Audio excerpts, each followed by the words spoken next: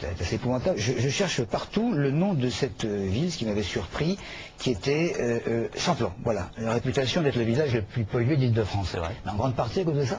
Alors en grande partie oui, Champlan a subi également les nuisances à la fois des automobiles, puisque c'est un carrefour autoroutier en quelque sorte, entre d'une part l'autoroute A10, d'autre part la nationale 20, subit également les pollutions, en tout cas la gêne des lignes à haute tension qui traversent Champlan. Enfin, le territoire de Champlan est vraiment un territoire qui est agressé par toutes les pollutions d'une façon générale et toutes les atteintes à l'environnement. Champlan est effectivement le village le plus pollué d'Île-de-France.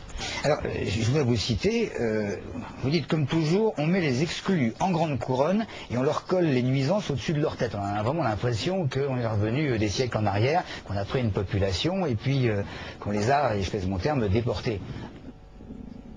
Regardez très concrètement ce qui s'est passé ces dernières années. On a vu par exemple le développement économique de Paris et la Petite Couronne être en forte progression. Ce développement économique et les richesses qui ont été produites ont permis de développer des équipements et des infrastructures, principalement au cœur de l'Île-de-France, puisque Paris et la Petite Couronne a obtenu de nombreux investissements publics.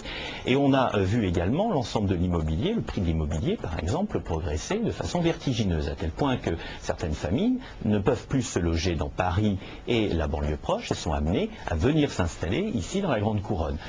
Par contre, en Grande Couronne, ce que nous avons vu, nous, c'est que d'une part les équipements, eh bien, dites-moi quel équipement d'envergure a été réalisé dans notre secteur ces dernières années, vous allez chercher longtemps. Nous avons ces populations qui viennent s'installer chez nous, pour lesquelles on nous demande de créer des logements, qui est une politique que la région veut imposer dans son schéma directeur. Et puis ces populations-là, en fait, vont subir quoi? Le développement de l'activité économique dont je parlais tout à l'heure va induire un développement du trafic aérien, notamment des lignes transcontinentales qui ont été ouvertes ici sur Orly et dont les conséquences vont se répercuter directement sur nos populations. Donc vous voyez, la boucle est bouclée.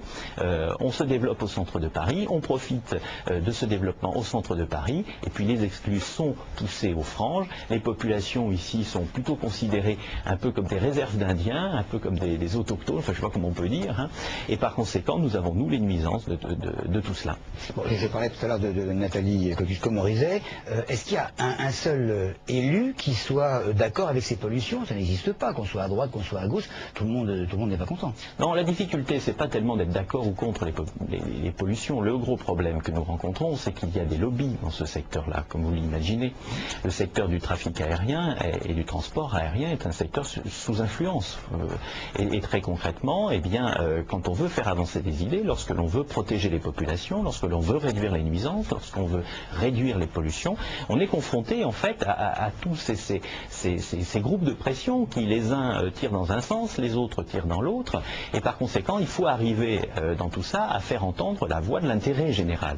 Et c'est là où la difficulté est la plus importante, parce que précisément il faut arriver à prendre conscience que le développement économique c'est une bonne chose, le transport aérien c'est une bonne chose aussi, mais tout ça doit se faire sans pour autant porter atteinte à la santé des gens qui sont juste à côté des aéroports. Eh bien écoutez, les prochaines élections, qu'elles soient législatives, municipales ou cantonales, vont servir plus que jamais à quelque chose pour ce qui concerne justement cette pollution. Merci François Beltin pour ces éclaircissements. Merci à vous de votre attention, et prochain journal évidemment lundi. Bonsoir, et ce sera sur Télé Sud. Merci.